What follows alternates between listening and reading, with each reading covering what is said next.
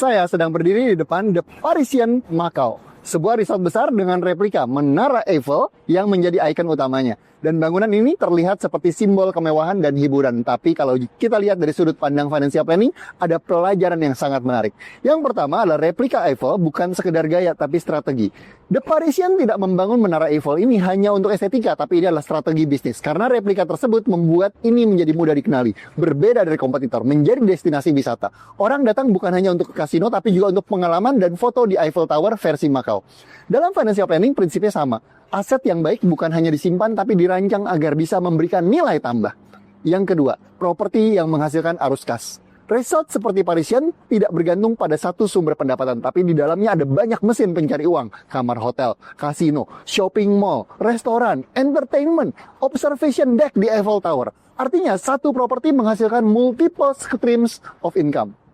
Dalam perencanaan keuangan pribadi, konsep ini sangat penting karena banyak orang hanya punya satu sumber penghasilan, yaitu gaji.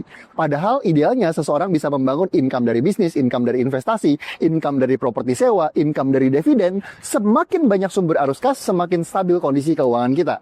Nomor 3, icon yang menarik traffic. Menara Eiffel di Parisian berfungsi sebagai magnet untuk pengunjung.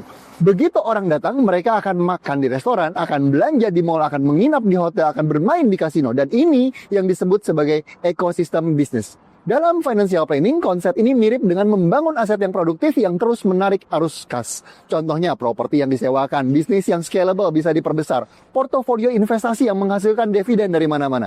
Aset seperti ini bukan hanya disimpan, tapi juga harus menghasilkan uang secara berulang. Nomor 4, bangunlah aset yang bekerja untuk kita.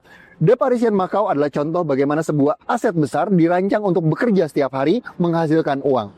Ribuan orang datang setiap hari, ribuan transaksi terjadi setiap hari. Pemiliknya tidak perlu menjual gedung tersebut untuk mendapatkan uang. Gedung itu menghasilkan uang dengan sendirinya. Dalam financial planning, tujuan akhirnya sebenarnya sama. Membangun aset yang bekerja untuk kita, bukan kita yang bekerja untuk uang. Teman-teman sekalian, The Parisian Macau membangun replika Eiffel ini untuk menarik perhatian dunia. Tapi di balik kemegahan itu ada prinsip finansial yang sederhana.